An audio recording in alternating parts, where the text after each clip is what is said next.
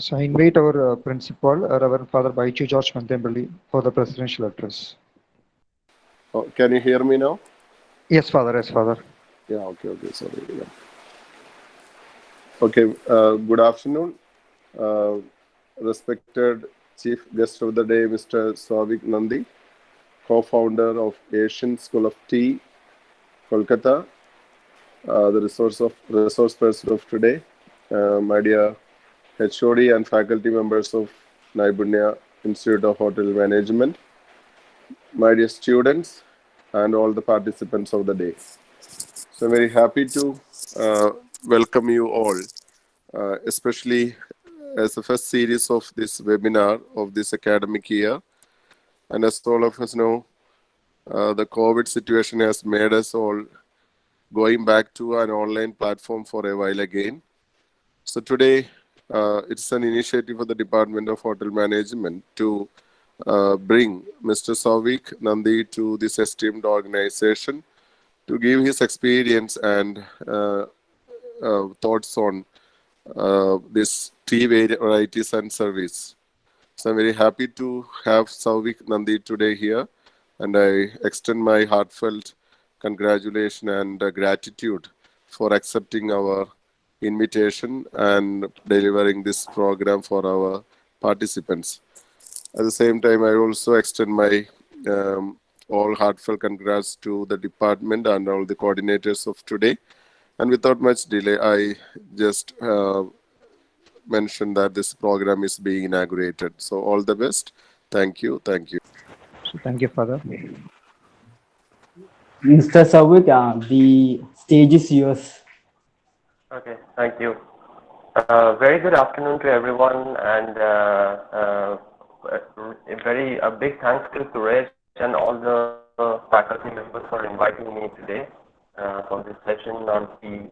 So I think we have been talking about this for a long time, but due to this uncertain situation, it was getting procrastinated. So good to meet you all. So hope the session will be interesting for you. And tea is something like a subject which is very close to our hearts, but at the same time, it is often very neglected because it's it's so regular in our lives that we don't give it much importance. But in the due course, you'll see like there are so many things about tea that we don't even know. And every day is a learning.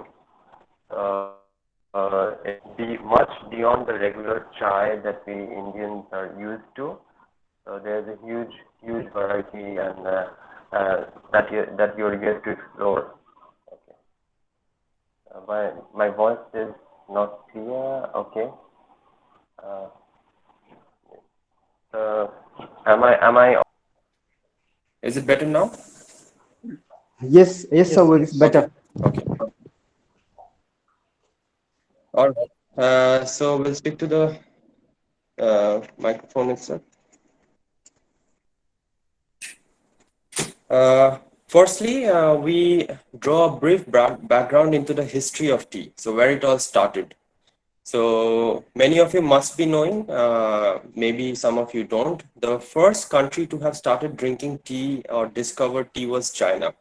Okay, so it dates back all approximately 5,000 years. So in terms of like if we compare ourselves with China, we are nascents, we are infants, but their history and culture, the value they attach with tea is far more than we do. But the Indian tea culture over time, though we have been in the tea industry for 200 years, thanks to the British Empire.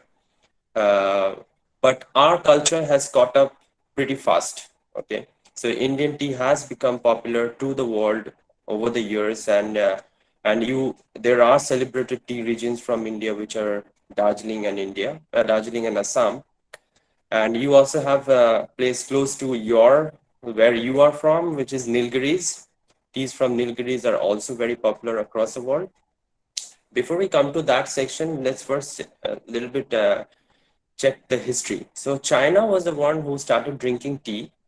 So they have this ceremony called the Gong Fu ceremony, where literally offer prayers with tea. So it's a tea ceremony, which is a ritual, religious occasion, and they attach a lot of value to that ceremony. So, and there was this Japanese monk who was studying in China. And while after his studies, he moved back to Japan, he carried some tea saplings and tea seeds and planted it in his backyard. And given the climatic conditions and the soil in Japan, it flourished, and tea started being popular in Japan as well. So some of the popular Japanese varieties are sencha and matcha, which are varieties of green tea. So after China and Japan, tea started moving like westwards. It started gaining popularity and it started moving westward. And the first country that came to be exposed to tea was Russia. Okay, so there were a large number of camel caravans who used to transport tea from Beijing to Moscow, and the nights were very cold. So all these tradesmen, they used to rest at night. They were passing through Siberia, which was very cold, so they lit up campfires. And the camels had the chests of tea on their back, and those were wooden chests. And due to this repeated exposure to this fire, the campfires, the tea inside got charred, and it got, by the time it reached Moscow, it was heavily smoked. So this gave rise to a particular category of tea which is popular nowadays, which is called the Russian caravan. Okay, so it's a heavily smoked variety of tea, and which happened due to repeated exposure of the tea to fire. So after Russia, tea started propagating even westwards and entered Europe. So as many of us know, like maybe we think that Britishers were the ones who introduced tea to Europe, but no.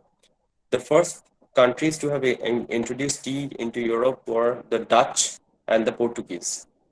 So they were tradesmen, and they went into the Chinese, the eastern part of the world, and they saw that this beverage is really popular, and they thought like that it can have a good market in Europe. So after they established a market, the Britishers saw prospect in that, and that is when they started getting into tea. So the East India Company was formed, and the Britishers claimed Hong Kong, Singapore, and India as their colonies, and they set up ports. And the port in India of the British East India Company was Calcutta. So even after that, like there was a war that was fought between Britain and China over tea. So that is called the Opium War. So what was happening was a lot of tea was being imported by the British Empire in exchange for cotton. And over time, China became greedy. So they said, like, we no longer need cotton. We want to get silver in exchange for tea. So, but silver was less in supplies. So there was not enough supply of in the British Empire of silver to exchange it for tea. So what they did is India was growing a lot of opium. So opium is a sedative, it's kind of a natural drug, so on which you get high. So what they did was they started growing opium in India. They exported it to China, and in exchange they said like, we want silver. And they traded this same silver back to China to get tea. So basically the tea was almost free that they were getting.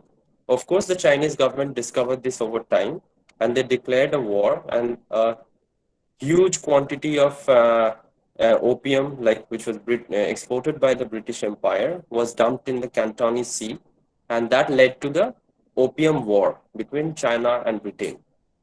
After that, after this war, China said we are placing a strict embargo on all exports of tea. So no more tea was being, and the most difficult part was China was the only country making tea at that point of time. Japanese tea was there, but it was much less in quantity. So, and since tea contributed to a huge proportion of the revenue for the East India Company, the Britishers thought if China stops exporting, we must find some alternative to keep up this market in Europe. So that is when they discovered like India can be a suitable place. So a British officer named Robert Bruce was commissioned to travel to the northern part of India to see if the climatic condition was suitable for tea. And while traveling in Assam, he discovered that tea was already growing indigenously in India. All that was not known was this species was same as tea. So they were a tribe called Singpho tribe. They still exist in Assam and Arunachal Pradesh and Myanmar. So they were consuming this product called tea, but not as a brew. They were having it as a pickle. They were having it as a medicinal ingredient. They were making other like cooking with it, but it was not brewed like tea.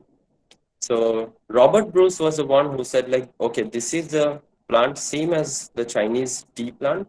And by the way, the scientific name for tea plant is Camellia sinensis. Okay, so he claimed the fact that this is the same as Camellia sinensis, only the varietals are different. So what is the difference between Chinese tea and Indian tea? Camellia sinensis China, the leaves are smaller in size, and those are more suitable for making green teas. And Camellia sinensis Assamica have larger leaves and they have more of tannins and they are suitable for making black teas. So, and the Chinese tea variety has lesser body, and the Assamica variety has stronger body. So it gives more full bodied tea.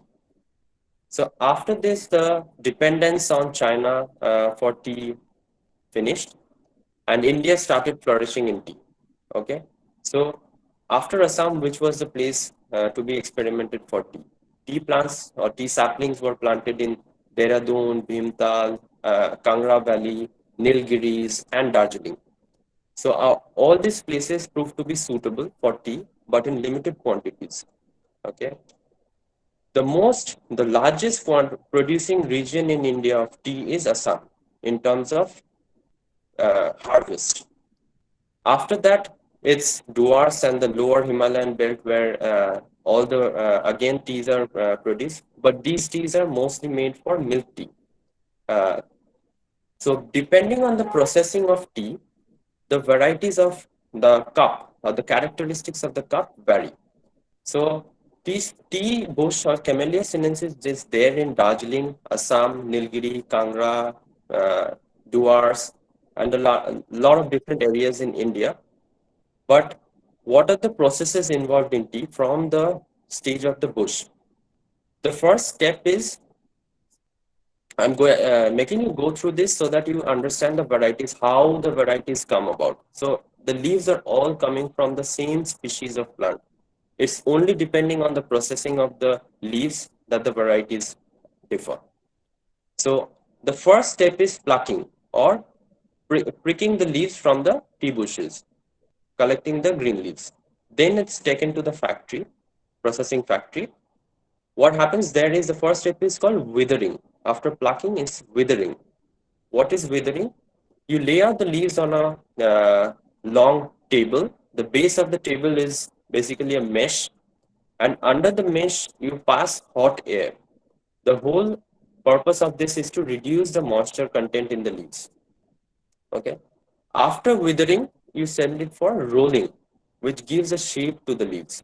So rolling is like the leaves are passed in between two metallic surfaces and the surfaces basically rotate like this, okay, in the circular manner, which gives a shape of a needle or a thread to the leaves. So after rolling, it is oxidation. So it is this state which is most important in determining the varieties. Depending on whether a leaf is oxidized or not oxidized or partially oxidized, the varieties come about. Okay, so oxidation is nothing about introducing pure oxygen or anything as such. In the times of COVID, we can't even think about wasting oxygen on tea. So it is basically the aerial oxygen. Whatever oxygen is there in the air, that reacts with the enzymes in the leaf, and it starts converting them into different biochemicals. And it is this stage where the color and the flavor changes. Okay. So after oxidation, there is still some moisture left in the leaves, and that has to be dried. So the final step is drying. So at the drying stage, there is a huge cubical chamber with conveyor belts inside. So the teas are exposed to a temperature of approximately 100 degrees Celsius, and it stays inside the chamber for approximately 20 minutes. And by the time it comes out of the drying chamber, it has 2 to 3% moisture content, which is ideal for storage or marketing. Okay, so what happens if we expose the leaves to higher temperatures or longer times in the dryer? The tea becomes brittle, and during transportation, the leaves break. They become mostly dusty. So that we have to regulate the moisture level to 2 to 3% so that there is no breakage in the leaves. So we move back to the stage of oxidation. So what are the teas we get when there is no oxidation done? Those two varieties are green tea and white tea. So since green teas and white teas are not oxidized at all, they have the maximum concentration of health benefits, which is the polyphenols, which is coming from the polyphenols. Now, due to the high level of polyphenols, the majority of which is catechin, and that is the antioxidant biochemical, which is an antioxidant, and that is maximum in green tea and white tea. So after that, if we do a partial oxidation in between black tea and white tea. So if the leaves are oxidized partially, we get a tea variety which is called oolong, which is spelled as WOLONG. Oolong is a variety of partially oxidized tea, which mainly comes from, like the most popular varieties come from Taiwan. Okay. Now, I forgot to mention the varieties of white tea and green tea. These varieties, the best qualities come from China. Okay. Now we come to the final thing after oolong when it's like 100% oxidized. That is black tea. Okay. So black tea is a variety of tea which is absolutely oxidized, and during this oxidation process, you basically get that reddish color and flavor. Now, what are the chemicals contributing to those? In green tea, I said there is the highest concentration of catechins, which are polyphenols. These catechins react with aerial oxygen during oxidation to create two chemicals. One is theaflavin, so you spell it as THEAFLAVIN, theaflavin, which generates flavor. And the other component is thearubigin, THEARUBIGEN, thearubigins, which contributes to the reddish color, reddish or orangish color. So these two components are developed during the oxidation stage. Since oolong is partially oxidized, the shade of red will be lighter in case of oolong. And since black is 100% oxidized, it will be much more dark and reddish in color. Okay. The flavor also, if you consider in oolong, it will have characteristics of both white, green, and black. And the black tea will have no characteristic of green and white tea. Now, what are the characteristics of these teas? Okay, so in terms of body and briskness, green tea and white tea will have the least body and briskness. Oolong will have a medium body. Black tea will have a full body. Okay, and in terms of full body, we can say Assam is the leader. So Assam teas have the highest body. And you must have heard about the blend of tea, which is English breakfast. So since Assam is a full bodied tea, no breakfast tea. There are three types of breakfast teas: English breakfast, Scottish breakfast, and Irish breakfast. So none of these breakfast teas are possible without a component of Assam tea. Besides Assam, there is Kenya and Sri Lanka.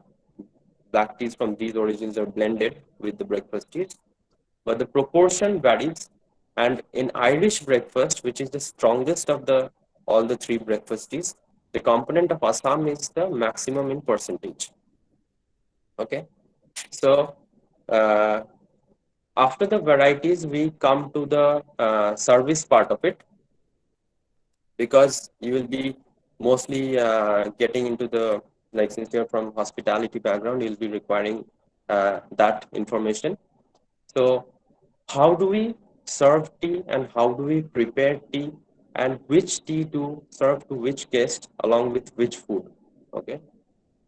Firstly, where most people go wrong with tea or fine teas, I'm not considering tea bags here because those are commercial varieties and those are the absolute inferior varieties of tea. I'm considering leaf teas or the premium teas, which are gourmet. So when the majority of people go wrong during the preparation stage, okay? So maximum you hear many like 90% of green tea consumers say like green tea is bitter and it's very strong and we can't drink it, it's like medicinal.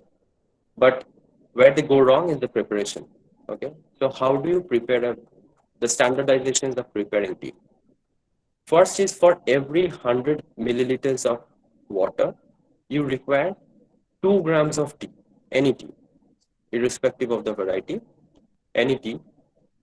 So now the next part is like if you have to make larger quantities, you can just multiply it by the number of cups. Now the major differences should be in the water temperature and the steeping time.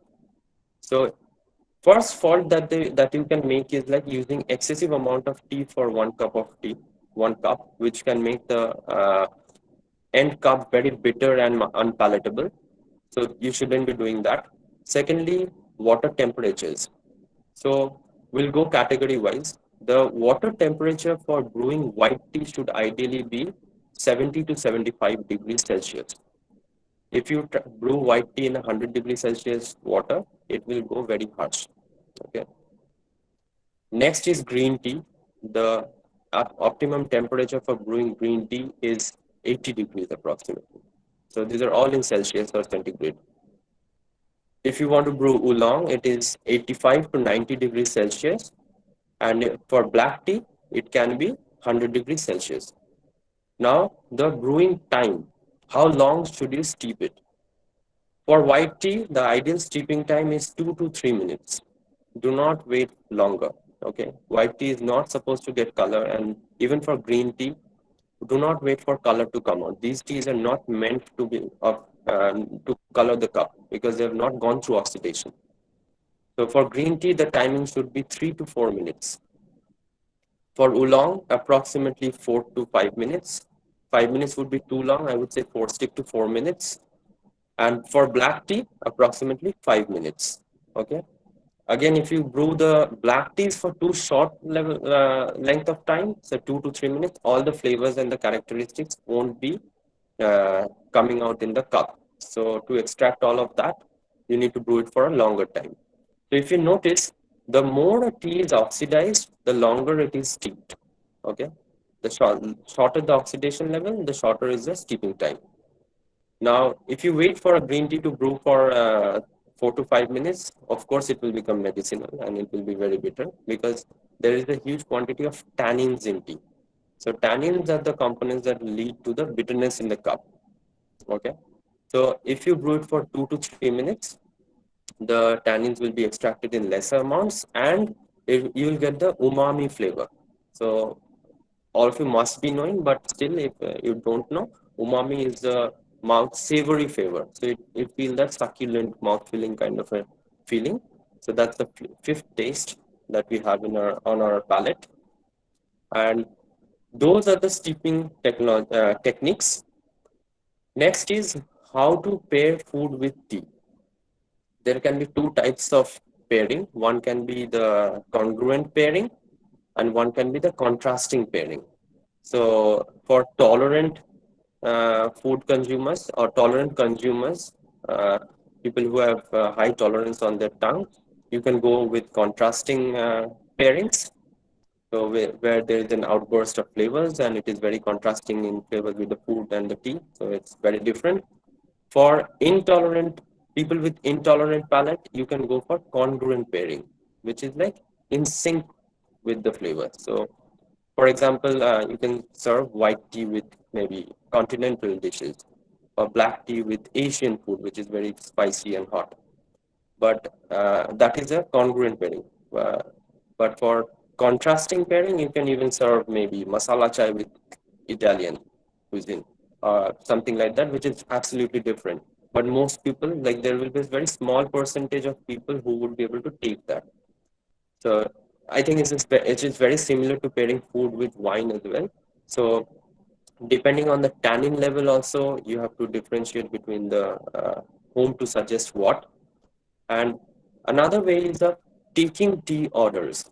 Okay, so the way we go wrong is like we just suggest, like give the menu to the guests and we ask them to select the tea.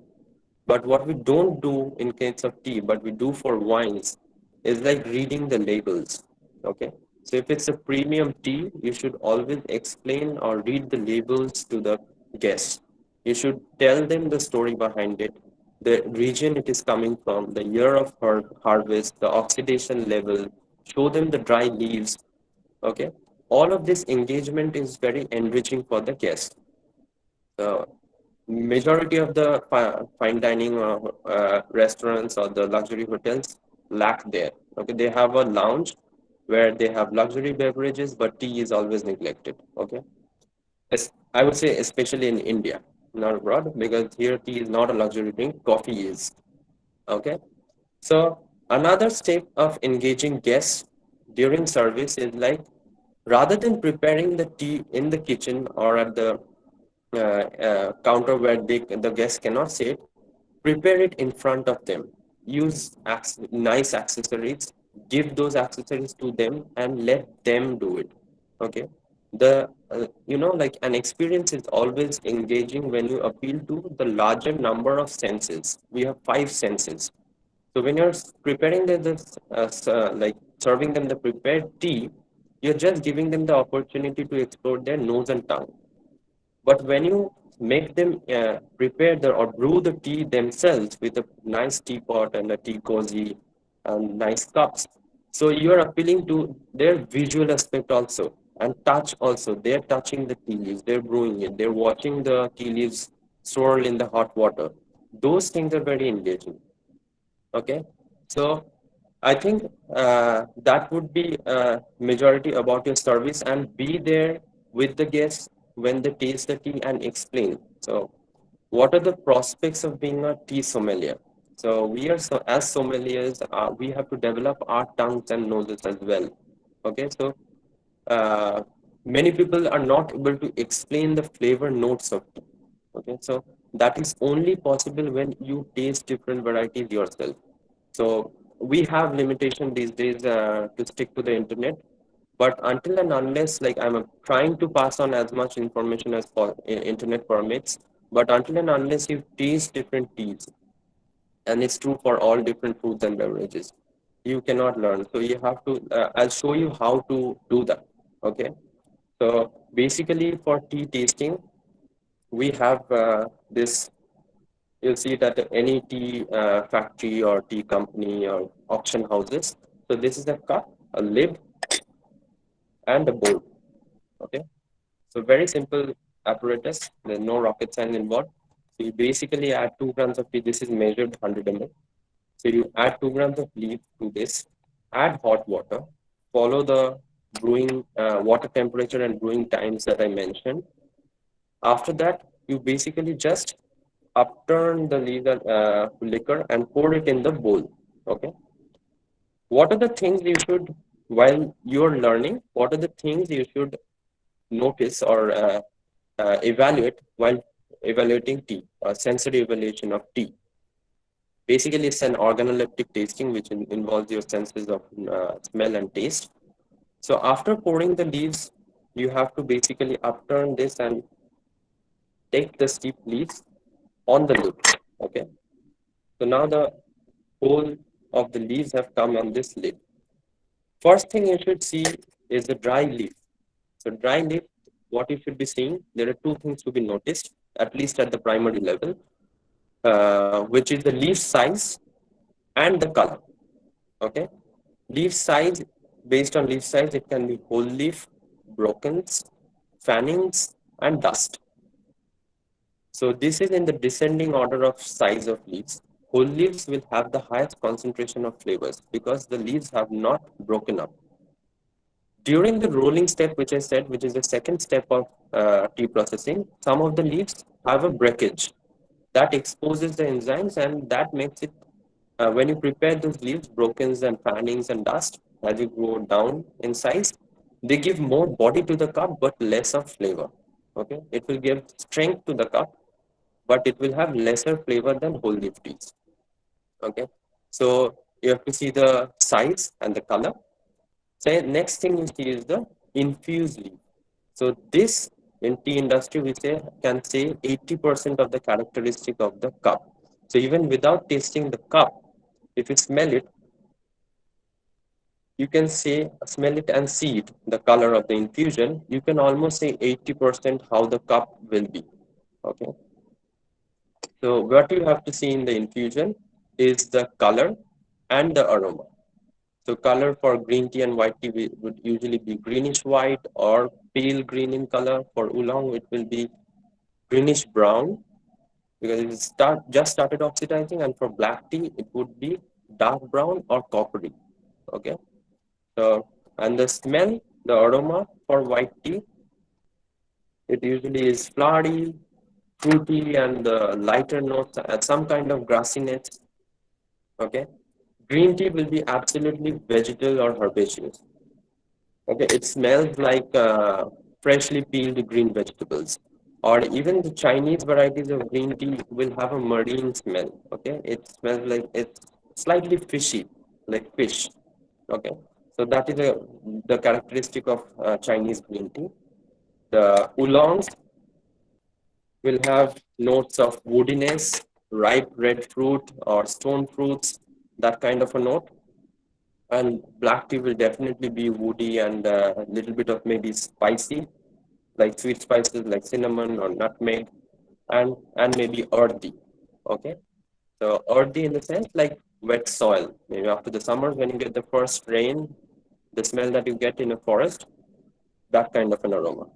Okay, so we analyze the dry leaf, we see the infused leaf. Now we come to the liquor.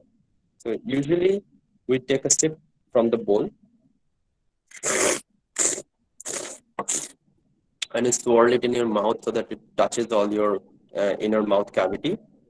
What you see in the cup is the color, body, which is the thickness which you feel on your tongue when you see take a sip, and the aftertaste. After you swallow the liquor, how long the flavor is lingering in your mouth. Okay, so I'll just demonstrate because you can't see the color here. I'll use wine glasses to show you the difference in the colors based on the varieties of tea.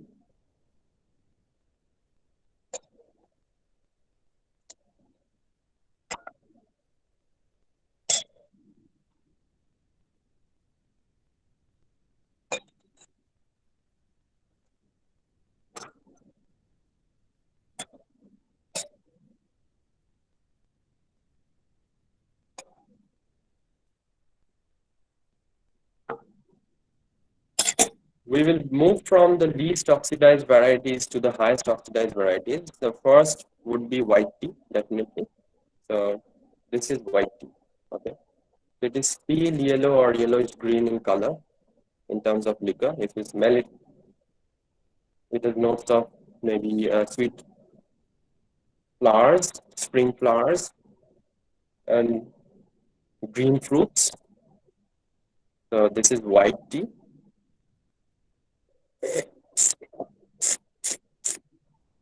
It is always very mellow and light bodied. So it will not have much thickness and it will have a short aftertaste. So once you swallow the liquor, the flavor lingers for a very short time. By that I mean maybe 2 to 3 seconds.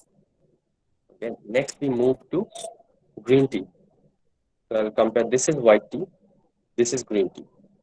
So the color differs. It is slightly more greenish in color, like leafy green in color.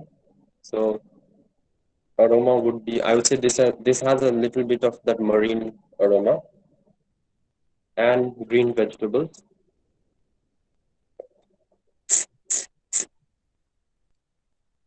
It has moderate level of astringency, so it dries up your mouth. White tea does not, so it has low astringency. It is very juicy and watery. but this has got some level of tannin, so it dries up your mouth, and it has low to low medium body, and the aftertaste is like, I would say, slightly more than white tea. Okay. Next, I would take green tea on my left hand, and I'll move to oolong. So this is white and green are not oxidized. Oolong is partially oxidized. So you can see like it has started turning reddish, but it is not absolutely reddish. When you move to black tea, you'll see. So, so you can say this is amber in color, amber color, and it has notes of sweet spice, little bit of woodiness.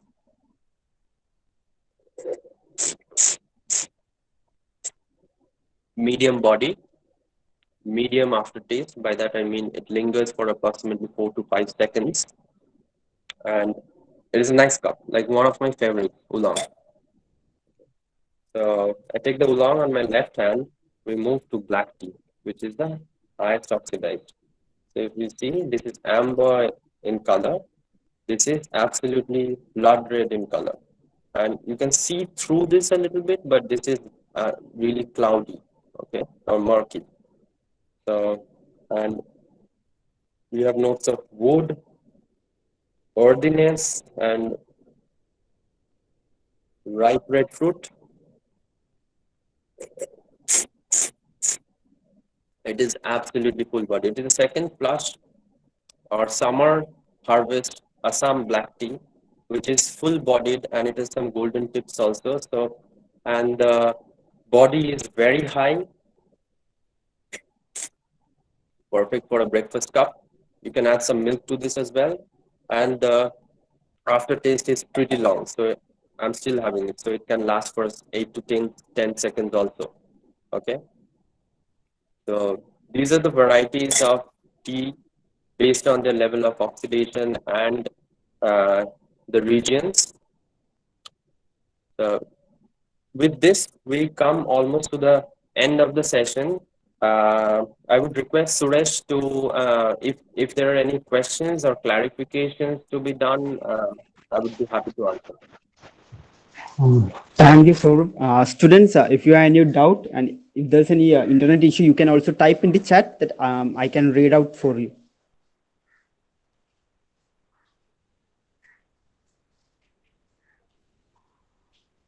Mr. Saurabh, I would like to ask this question. Do you suggest any brand in India so we could taste this different kind of tea? There are actually a couple of brands. If you go online, I would say Tea Box has a good collection. You can get all the varieties from them. Then you have TGL and Co. Then you have Vadam tea also now, which is popular. So these three brands are good enough where you'll find a large collection with all the varieties. Okay, thank you. Yeah.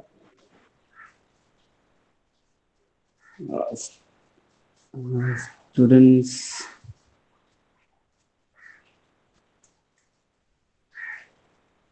Any questions or any information during the session which you might have skipped or couldn't get it, whatever due to internet issues or whatever, you can clarify. Actually, I have one more doubt. Why Darjeeling tea is known as champagne of tea? Okay, that's a good question. One more question. Can you tell me what is first flush, second flush? Yes.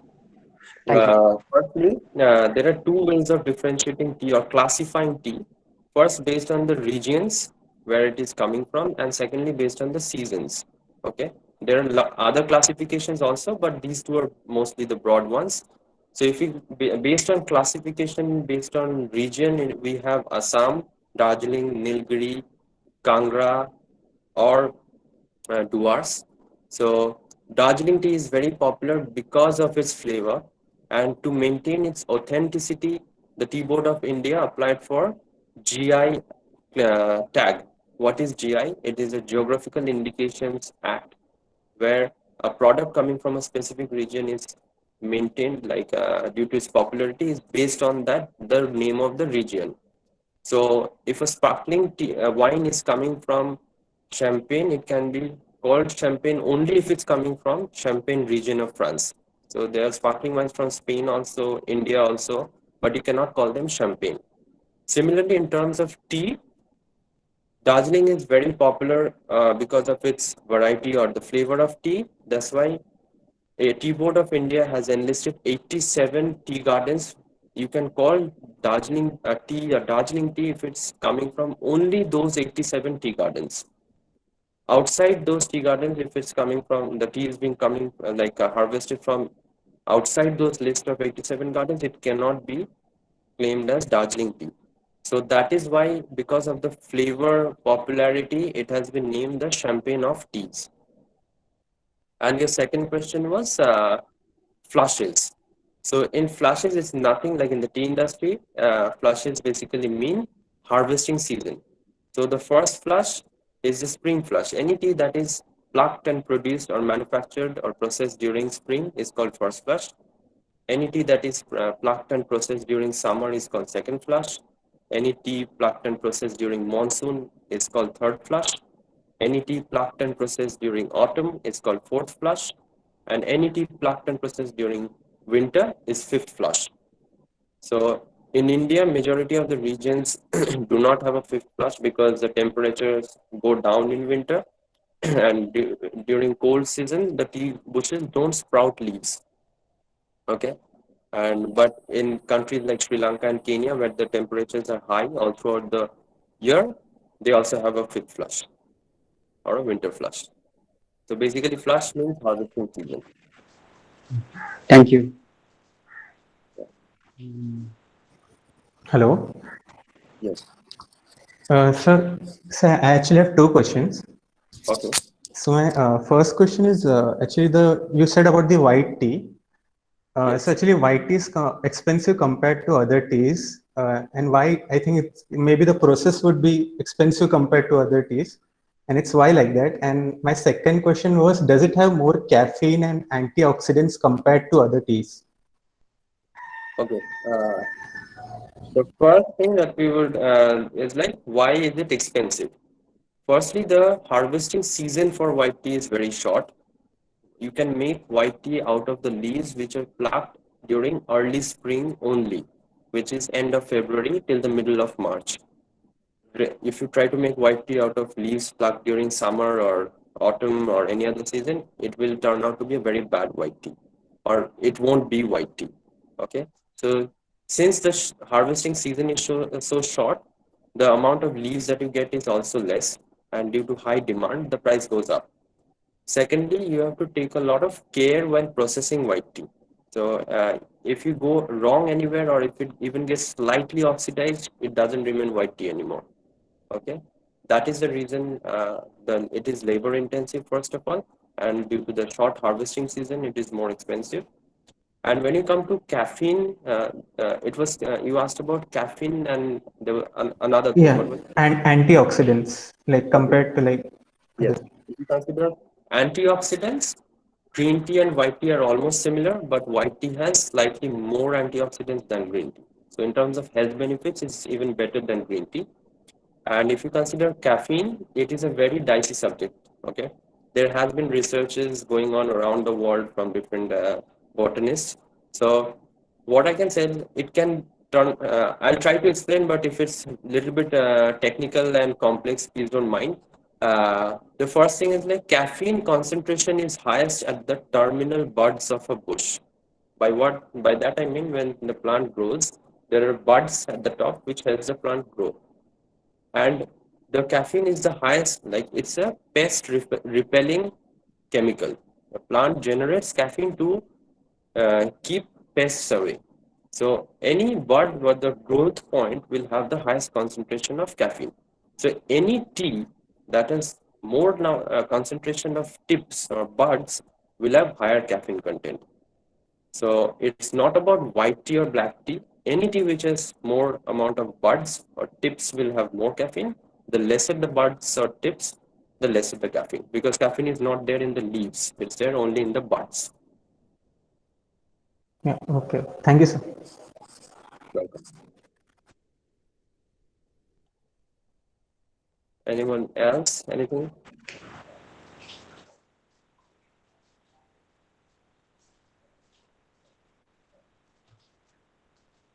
Anyone else?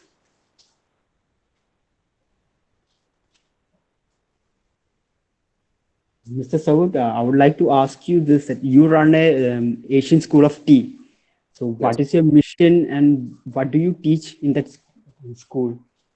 So we basically have two types of courses. One is online and the other one is on-site in the tea garden. The online one is majorly for, we're teaching about the basics of tea tasting, blending, the varieties of tea, much more in depth than what we, I just tried to give you an overview of what we do.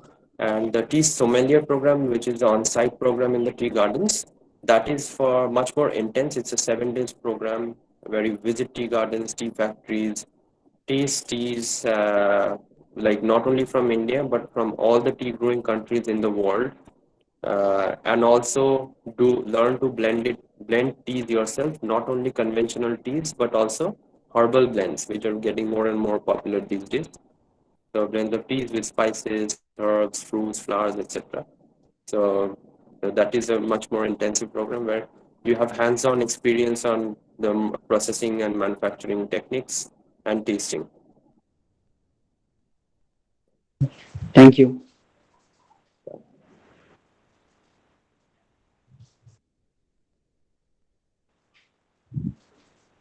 Anyone else? Other? Any questions?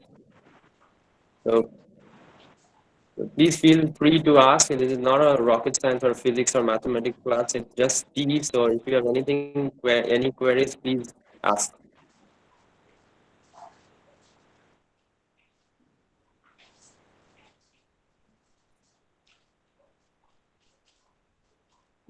Okay, one more question. What are the opportunities in tea as a career? So is there a future for the students if they study tea?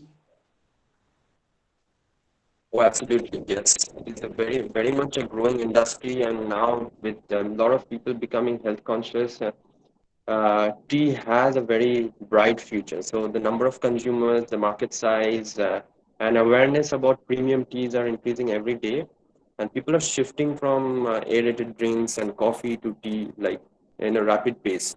So there are tea companies and startups coming up every single day. So as a taster or even in the tea gardens, if you love nature, if as a tea garden manager or a factory manager, it's a lovely opportunity. And I would rather say this is a good time to explore this field.